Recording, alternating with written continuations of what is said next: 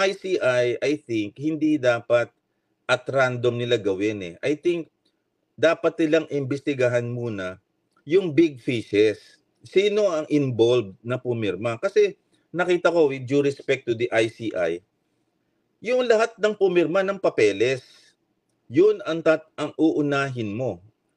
Lahat ng pumirma, from the Office of the President, dapat tinatanong mo din ng Pangulo dyan eh.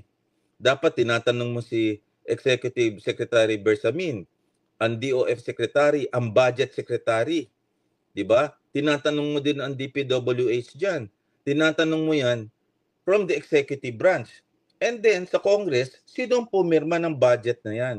Siyempre, pipirmahan yan eh. May records yan eh. Actually, hindi mo kailangan si Congressman Saldico. Hindi mo kailangan si Saldico kasi may records yan eh. May archiving ang Congress. So definitely, kung may records ang Congress, hindi mo na kailangan si Saldico.